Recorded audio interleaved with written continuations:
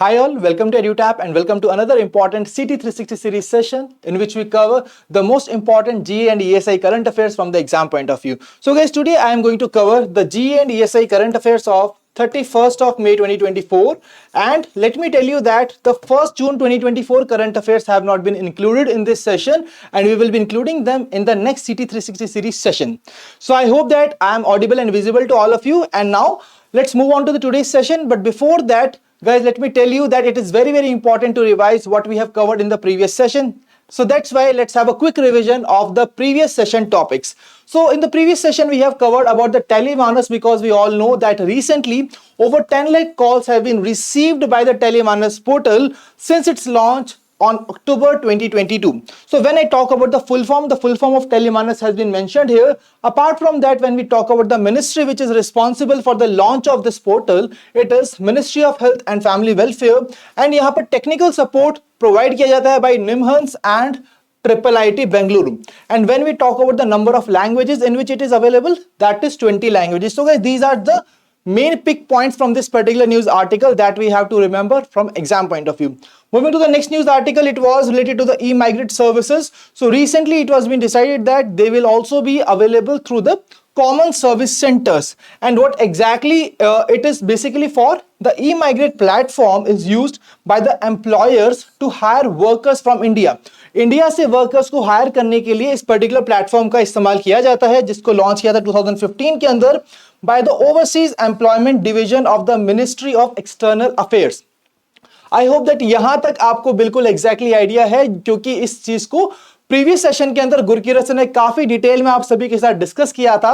अब हम बात करते हैं कुछ बाकी के जीए टॉपिक्स की. So when we talk about that, we all know that major Radhika Sen will be receiving the 2023 UN Military Gender Advocate of the Year award, and she is only the second person to receive this award, the second after Major Suman Gawani. And there was another initiative which was there in the news, that is Pragati. So Pragati की full form यहाँ पर already mentioned है, that it stands for Pharma Research in Ayurgyan and Techno Innovation. ठीक है जी.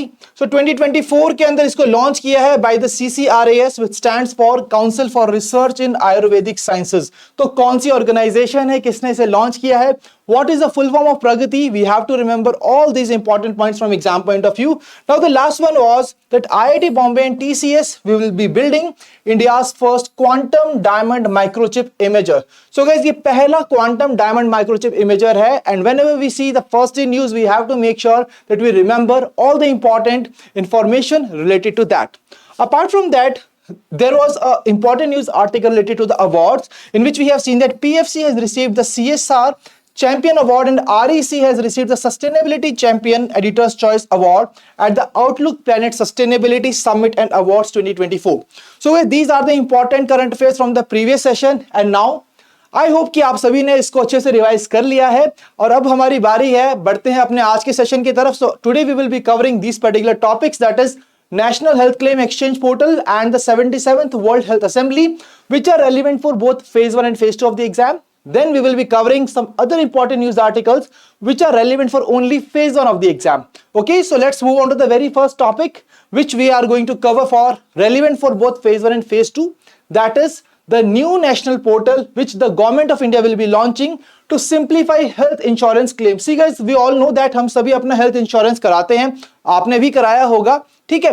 तो यहाँ पर जब भी मान लीजिए किसी का एक्सीडेंट होता है या कुछ होता है, तो वहां पर हम उसको कैसे क्लेम कर सकते हैं इंश्योरेंस को, that is what the people were facing difficulty. तो लोगों को यहां पर प्रॉब्लम हो रही थी, तो गवर्नमेंट ने सोचा क्यों ना इसका सोल्यूशन निकाला जाए. So government of India has decided and has planned to launch a portal जिसका नाम है national health claim exchange. See guys, याद रखने की जरूरत नहीं है, बिल्कुल नाम से ही याद रखिए, national health claim exchange. Health claim exchange के लिए यहां पर इस पोर्टल को लॉन्च किया जाएगा by the government of India. इससे क्या होगा, स्ट्रीमलाइन किया जाएगा हेल्थ इंश्योरेंस क्लेम प्रोसेसेस को across all the hospitals as a part of Ayushman Bharat digital mission. अब सबसे इंपॉर्टेंट बात आती है कि इस पोर्टल को, इस प्लेटफॉर्म को लॉन्च कौन करेगा. It will be launched by the national health authority. See guys, बात हो रही है हेल्थ इंश्योरेंस क्लेम की, तो कौन सी ऑर्गेनाइजेशन काम करेगी यहां पर, National Health Authority, and it will be operationalized by once again NHA. And which will be the next organization? See guys, we are talking about insurance. तो insurance के लिए कौन सी regulatory body इंडिया के अंदर है?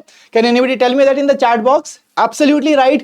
It is IRDAI, that is Insurance Regulatory and Development Authority of India. तो guys 2023 के अंदर IRDAI ने कहा था कि that all these insurance companies have to onboard this NHCX platform, and that's why Government of India has planned to launch this particular platform.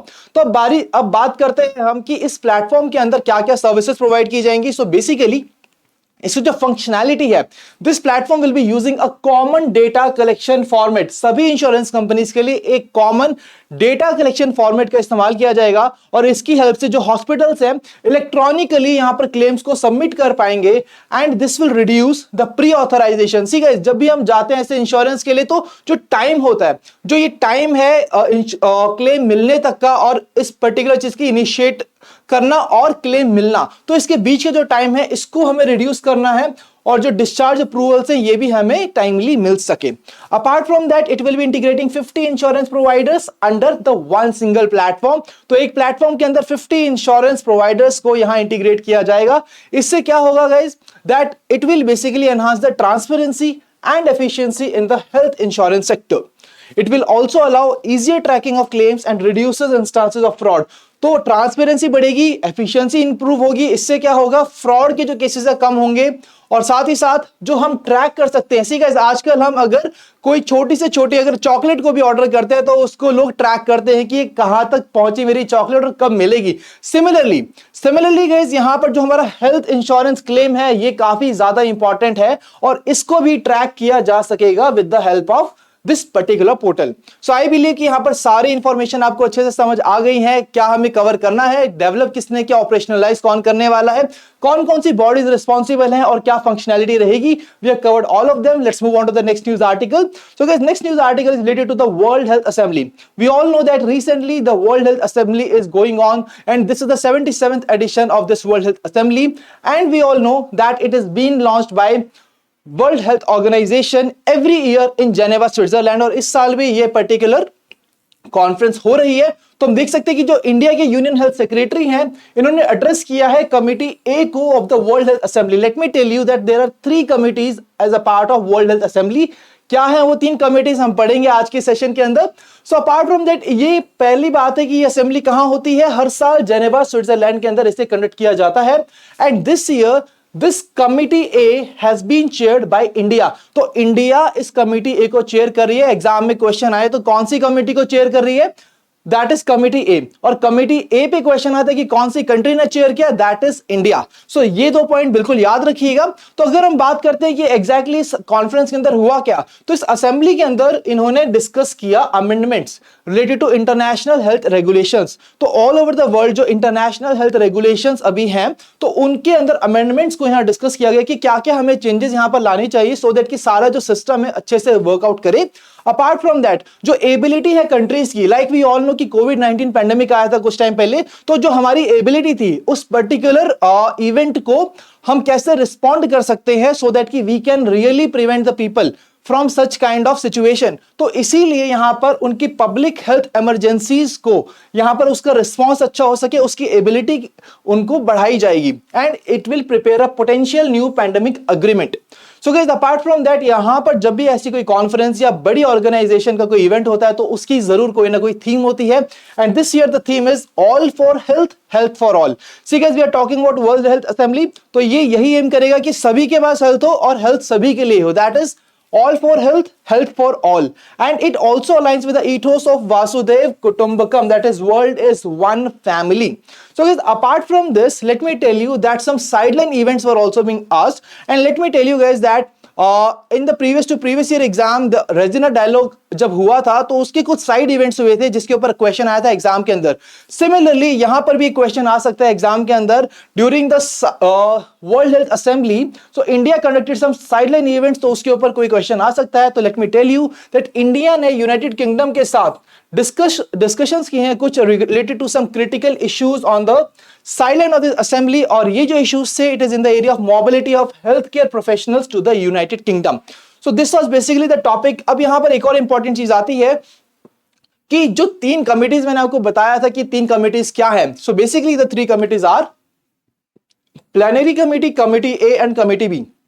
Committee A will be chaired by India and it will facilitate discussion यहां पर की जाएगी बहुत सारे programmatic topics के ऊपर which will cover so many things. Guys we all know that we are also having the target of universal health coverage. तो यहां पर इन सभी पॉइंट्स को हम कवर करने वाले हैं कि पब्लिक हेल्थ इमरजेंसी प्रिपेयर्डनेस होनी चाहिए in case of such kind of emergency situations. Then universal health coverage यहां पर सभी को मिलनी चाहिए. एंटी माइक्रोबियल रेसिस्टेंस नहीं होनी चाहिए. क्लाइमेट चेंज का जो इंपैक्ट हो रहा है हम उसको कैसे कम कर सकते हैं. सो गाइस ये तो हो गया हमारा WHO के बारे में. So let me tell you some other important information about the World Health Assembly, and that is जो World Health Assembly है ये डिसीजन मेकिंग बॉडी है WHO की, and it is being attended by all the delegations which are basically from all the WHO member states. तो अब आपके सामने question आता है कि WHO के कितने मेंबर स्टेट्स हैं. So these are 194. So basically जो भी कंट्री यूनाइटेड नेशंस का मेंबर है और वो WHO के कॉन्स्टिट्यूशन को अडॉप्ट करता है तो बेसिकली वो उसका भी मेंबर बन गया है. तो 194 मेंबर स्टेट्स हैं at present of the world health organization. और इसके मेन फंक्शंस क्या हैं? जो पॉलिसीज है ऑर्गेनाइजेशन की उसको डिटरमिन करना, उसके साथ ही डायरेक्टर जनरल को यहां पर देखना कि डायरेक्टर जनरल की अपॉइंटमेंट से रिलेटेड. तो यहां से क्वेश्चन आता है कि presently who is serving as the director general of WHO. Do let me know in the comment section guys. The very easy and helpful question for all of you. Apart from that there is another important question that can be asked that in which year this particular world health organization was been set up. सो इस काफी easy है. 194 इसके member states हैं और 1948 के अंदर ये WHO को एस्टैब्लिश किया गया था और ये प्रमोट करता है ताकि सभी लोगों को अच्छी हेल्थ मिल सके अक्रॉस द वर्ल्ड और सभी लोग यहां पर स्वस्थ रहें. आई होप कि ये जो वर्ल्ड हेल्थ असेंबली का टॉपिक है आप सभी को क्लियर होगा. और अब हम बढ़ते हैं अपने बाकी के इंपॉर्टेंट न्यूज आर्टिकल्स की तरफ. जो सबसे पहला न्यूज आर्टिकल है which is related to the Agnibaan SOrTeD. तो इस अग्निबाण सॉर्टेड को बेसिकली अग्निकुल जो कि एक इंडिया का स्टार्टअप है इसने लॉन्च किया है, टेस्ट लॉन्च किया है. और यहां पर आपको पता होना चाहिए कि सॉर्टेड की फुल फॉर्म क्या है. इट इज सब ऑर्बिटल टेक्नोलॉजी डेमोन्स्ट्रेटर. ठीक है. तो इसका बेसिकली अगर हम बात करते हैं मेन इसका काम क्या होगा, लेट मी टेल यू. जो अग्निकुल है जो एक स्टार्टअप है ये अपना अग्निबाण लॉन्च करने वाला है. सो अग्निबाण के लिए जो भी हमें क्रिटिकल डेटा की जरूरत है तो उस क्रिटिकल डेटा को प्रोवाइड करेगा, ये गैदर करेगा critical data for Agnikul's upcoming orbital launch vehicle that is Agnibaan. इसीलिए इसका नाम रखा है अग्निबाण सॉर्टेड की भाई ये क्रिटिकल डेटा मिल गया तो सब कुछ सॉर्ट है. बट सॉर्टेड की भी कुछ फुल फॉर्म है that Agnibaan SOrTeD stands for sub orbital technology demonstrator. ठीक है. और यहां पर इसके बारे में आपको एक इंपॉर्टेंट चीज याद रखनी है and that is that it is the world's first rocket powered by a fully 3D printed engine. और ये इंडिया का पहला इंडिजिनसली डिजाइंड और मैन्युफैक्चर्ड सेमी क्रायोजेनिक इंजन भी है. सो ये सभी चीजें हमें याद रखनी है. अनदर इंपॉर्टेंट थिंग इज जब ऐसे कोई टेस्ट लॉन्च हुआ तो कहां से लॉन्च हुआ, किसने की, ये सारी details we have to focus on. ठीक है. और जब भी ऐसी कोई चीज आप देखते हो, न्यूज आर्टिकल देखते हो तो खुद से क्वेश्चन कीजिए कि और क्या यहां से पूछा जा सकता है. तो यहां पर हम देख सकते हैं कि इसको लॉन्च सबसे पहले किया अग्निकुल कॉस्मोस ने which is an Indian space startup incubated at IIT Madras. यहां पर नाम दिए गए हैं उन लोगों के जिन्होंने इसको फाउंड किया है. Apart from that guys, when we talk about this particular initiative, तो इसको लॉन्च कहां से किया गया? It has been launched with the help of Dhanush launch pad, that is Dhanush, जो कि इंडिया का पहला और only privately developed launch pad है. See, very important, so many cases we have seen here that it is called India's first. तो यहां पर आप देख सकते हो कि India's first rocket, world's first rocket powered by a fully 3D printed engine. India का पहला indigenously designed and manufactured semi cryogenic engine. तो ये सभी चीजें यहां पर इसको इंपॉर्टेंट बनाती हैं. इसको लॉन्च कहां से किया गया? श्रीहरिकोटा आंध्र प्रदेश से. अग्निबाण की बात की जाए तो guys it is going to be a 2-stage rocket जिसकी पेलोड कैपेसिटी होगी 30 kg से 300 kg तक and it will take that to the distance of 700 kilometers to the height of 700 kilometers. ठीक है. और ये जो रॉकेट इंजन है इसको पावर किया जाएगा विद द लिक्विड ऑक्सीजन और द कैरोसिन. तो याद रखिएगा ऐसी चीजों पर भी क्वेश्चन बन सकता है एग्जाम के अंदर. ठीक है. So I hope that all this details are very much clear and Agnikul का अग्निबाण आप सभी को क्लियर है. तो अब हम चलते हैं अपने नेक्स्ट न्यूज आर्टिकल की तरफ. सो अगला न्यूज आर्टिकल है about the IIT Kanpur. So IIT Kanpur के अंदर रिसेंटली DRDO ने IIT कानपुर के साथ मिलकर उन्हीं के कैंपस के अंदर एक सेंटर ऑफ एक्सीलेंस को सेटअप किया जिसको हम कहते हैं DRDO Industry Academia Center of Excellence. Why we are talking about Industry Academia? That means see DRDO और यहां पर जो अकेडमिया है IIT कानपुर का, वो दोनों मिलकर एक साथ काम करेंगे. कैसे काम करेंगे guys? Basically what they will be doing, they will be boosting the interdisciplinary research in next generation defense technologies. जो हमारी डिफेंस टेक्नोलॉजीज हैं उनके ऊपर काम किया जाएगा.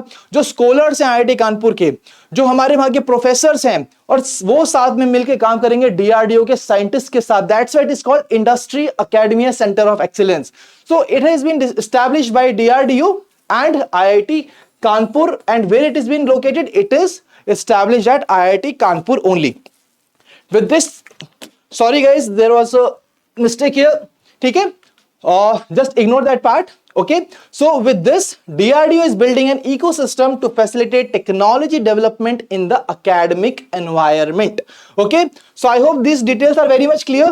Okay, now let's move to another important point. We all know that recently DRDO was in the news, and why it was in the news? Because appointment committee of cabinet ने कहा है कि हम एक्सटेंड करेंगे उनके chairman का tenure. And who is the chairman? Doctor Sameer V Kamat is the chairman of DRDO. सो ये इंफॉर्मेशन भी हमें पता होनी चाहिए एग्जाम पॉइंट ऑफ व्यू से. अब बढ़ते हैं अपने अगले इंपॉर्टेंट न्यूज आर्टिकल की तरफ. That is the first ever international day of potato. तो 30 मई को डिजिग्नेट किया गया है recently by UN as a international day of potato, जिसकी थीम है हार्वेस्टिंग डाइवर्सिटी फीडिंग होप. आप देख सकते हो कि 2024 में हम सेलिब्रेट कर रहे हैं पहला international day of potato. So guys, let me tell you another very important point here, that it is paying tribute to the 8,000-year-old crop, which is the staple diet in so many countries, and that is why, and it was basically originated from the Andes Mountains of the South America. तो यहां पर international day of potato यहां पर celebrate किया जाएगा every year on 30th of May. ठीक है, यहां पर इंटरनेशनल ईयर ऑफ पोटैटो को मार्क किया गया था 2008 के अंदर. एक एडिशनल पॉइंट जो हमें याद रखना चाहिए एग्जाम पॉइंट ऑफ व्यू से. Now moving on to the next important day, that is World No Tobacco Day. So 31 मई को हम सेलिब्रेट करते हैं World No Tobacco Day. And इसकी अगर हम बात करें guys, so World health Organization इसे सेलिब्रेट करता है, और WHO ने रिसेंटली अपना AI असिस्टेंट निकाला था जिसका नाम है सारा, जिसकी फुल फॉर्म आपको याद रखनी है, that is Smart AI Resource Assistant for Health. So basically all these details are important to be covered from the exam point of view. बढ़ते हैं अपने अगले important news article की तरफ, that is Global Day of Parents 1st of June. See guys, अभी health की बात की तो हमारी हेल्थ का ख्याल कौन रखते हैं? हमारे पेरेंट्स. तो ग्लोबल डे ऑफ पेरेंट्स हम सेलिब्रेट करते हैं 1st of June को, and the theme for this year is the promise of playful parenting. That is what the theme for this particular part, in which they are celebrating the contribution of all the parents across the world. और इसी तरीके से 15th मई को हम बनाते हैं international day of families. तो कुछ एडिशनल इंफॉर्मेशन है जो मैं साथ में लेके आया हूं आप सभी के लिए कि आप उसको याद रखें. Now moving to the next important part is the Hindi journalism day. तो यहां पर इसको हम सेलिब्रेट करते हैं 30th of May को. जो हिंदी जर्नलिस्ट हमारे जो काम करते हैं पब्लिक वेलफेयर के लिए, उनको यहां सेलिब्रेट किया जाता है. बट यहां पर एक इंपॉर्टेंट पॉइंट हमें याद रखना है कि जो पहला ऐसा हिंदी लैंग्वेज में जो फर्स्ट हिंदी लैंग्वेज न्यूज़पेपर था इंडिया का, that is Udant Martand.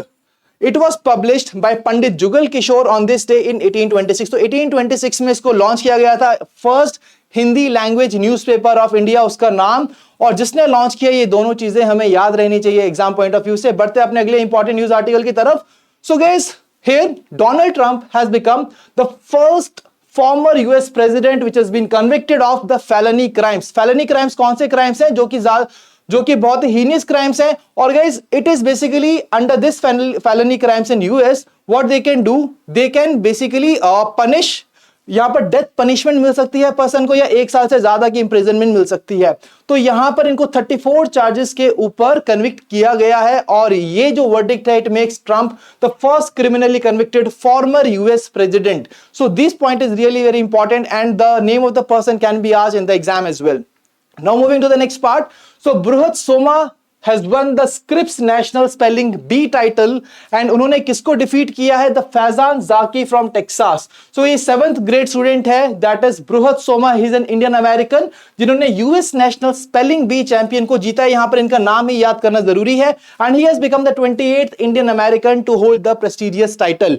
So guys, I hope that this news article is also clear to all of you. Now moving to the next part. तो साउथ कोरिया ने अपना पहला फर्स्ट स्पेस एजेंसी लॉन्च किया है जिसका नाम है KASA, and KASA stands for Korea aerospace administration. So guys, apart from this South Korea ने प्लान किया है कि we will be making a Mars landing by 2045.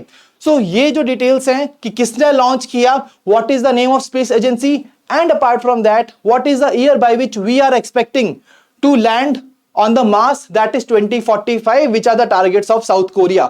So I hope guys that all these news articles are very much clear to all of you. Now some additional information has also been given that South Korea bana tha 7th country to own an indigenous space launch vehicle and satellite development technology with the launch of Nuri rocket in May 23, that is last year इसने इस rocket को launch किया था. So all these details are required to be covered. ये कुछ additional information है आप सभी के लिए so that कि ये आपके लिए थोड़ा और interesting हो जाए, ठीक है. सो गाइस अब बात करते हैं अपनी सबसे इंपॉर्टेंट चीज की. See just covering this news articles is not at all relevant from the exam point of view. We are also required to solve the MCQs on the same. तो जल्दी जल्दी एमसीक्यूज को सॉल्व करते हैं. पहला question आप सभी के सामने. You have to name the person who has been convicted of a crime for illegally influencing the 2006 election. तो उस फर्स्ट फॉर्मर यूएस प्रेसिडेंट का नाम क्या है? That is Donald Trump. Absolutely option E is the right answer. Moving to the next question. Question is on the national health claim exchange. यहां पर identify करनी है करेक्ट स्टेटमेंट्स. पहली statement किसने डेवलप किया, सेकंड स्टेटमेंट क्या है aim इसका, third statement IRDA mandated insurance companies to onboard NSCX in 24. We all know that it was being done in 2023. So third statement is incorrect here. Second statement 50 insurance providers को एक platform के अंदर integrate किया जाएगा, absolutely right. और develop और operationalise किसने किया है इसे? एब्सोल्युटली NHA ने किया है और IRDA ने किया है. So right answer will be option C, that is statement number 1 and 2 are correct. I hope all of you are able to answer such kind of questions. Moving to the next question. So question is on the Agnikul Cosmos का जो recently इसने अग्नि बाण sorted को launch किया है. अगला question इस पर है, करेक्ट स्टेटमेंट्स को आइडेंटिफाई करना है. पहली statement it was launch from Sriharikota Andhra Pradesh. Absolutely right. 2 stage rocket है जिसकी load carrying capacity 30 kg to 300 kg है, right. Rocket engines powered by solid fuel. I told you that it will be powered by liquid fuel or the kerosene. So this statement is incorrect. Agnikul Cosmos incubated at IIT Madras. Absolutely right. So right answer is option C 1, 2 and 4 only. Absolutely. अगर आप सभी इन questions का answer correctly दे पा रहे हैं then that really shows that yes you have retained all the important information from the exam point of view. बढ़ते अपने अगले क्वेश्चन की तरफ. सो गाइस इंपॉर्टेंट डेज के ऊपर ये है. तो हमने देखा कि ग्लोबल डे ऑफ पेरेंट्स को 1 जून को सेलिब्रेट करते हैं, बिल्कुल सही है. Hindi journalism day celebrated on 30th of May, International day of Potato 30th of May, World No Tobacco Day 31st May. So all of them are absolutely right. So right answer is option E, all of the above. Moving to the next question. So कौन सी country ने KASA को launch किया है? That is South Korea. So guys within seconds आपको देखना चाहिए कि क्या क्वेश्चन है, कीवर्ड्स पर फोकस करना है, ऑप्शंस को देखना है और आंसर को मार्क करना है. So this is absolutely right. Option A is the right answer. So guys अब बढ़ते हैं अपने रिवीजन टॉपिक्स कुछ प्रीवियस लेक्चर से. तो यहां पर पहला क्वेश्चन है आप सभी के सामने. तो जल्दी जल्दी I want all of you to tell me the answers in the chat box. तो first person to receive genetically modified pig kidney, first female DGP of Meghalaya, International Booker Prize किसे मिला था? नासा का जो मिशन है to investigate amount of heat radiated from earth polar regions. Let me tell you all these things we have covered in the previous sessions. Travel and tourism development index में India की rank क्या है? So guys यहां पर आपको India की rank को बताना है. तो जल्दी से डिस्कस करते हैं इसके आंसर्स. तो Richard Slayman is a person who received genetically modified pig. First female DGP of Meghalaya is Idashisha Nongrang. Then Jenny Erpenbeck and Michael Hofmann won the international Booker prize. Pre fire mission NASA का mission है. And then India's rank is 39th in this tourism and travel and tourism development index. Absolutely right. So guys now it is a time for the homework question. तो आप सभी के सामने homework question है. इस session को pause कीजिएगा, इस क्वेश्चन का आंसर मुझे बताइएगा कमेंट सेक्शन के अंदर, ठीक है. तो अब बढ़ते हैं अपने homework question from the previous session. तो पिछले सेशन में जो होमवर्क क्वेश्चन पूछा था उसका आंसर भी हमें पता होना चाहिए. तो the question was on the Tele MANAS helpline guys. And I believe आप सभी ने इस क्वेश्चन को देखा होगा पिछले सेशन के अंदर. And the right answer to the question is option C, that 1, 2 and 3 are absolutely right. यहां पर स्टेटमेंट नंबर 4 गलत है because number of languages is not 10 here. Okay, so that is basically the right answer. So my dear friends, now before moving ahead, let me tell you that we at EduTap have come up with a very important initiative, and that particular initiative is our website. तो जब आप Google पे जाएंगे and you will go at edutap.co.in, तो यहां पर आपको ये पेज देखने को मिलेगा. And let me tell you guys here that we are providing you free material, and when you will click on the blog here, you will see that so much of the free material we have provided you related to patterns, syllabus, previous year questions, exam analysis, and you can just also go through this particular blog in the structured form as well, like exam information, job profile, strategy, courses and success stories. So guys, ये सभी चीजें आपको freely provide कर रहे हैं हम, और काफी important है. It will be going to add value to your preparation as well. So my dear friends, so that was all from the today's session here. If you are still new to our YouTube channel, kindly subscribe to it and press the bell icon to receive all the latest updates of the courses and videos offered by us. And apart from that, a very important thing, अगर आपको आज के session का PDF चाहिए तो आपको मिलेगा Telegram channel के ऊपर, जिसका लिंक आपको मिलेगा डिस्क्रिप्शन के अंदर. So guys, that was all from the today's session. I hope कि आपको आज का सेशन पसंद आया होगा, and we will be meeting you in the next session. Till then, stay happy, stay healthy. Wish you all happy learning.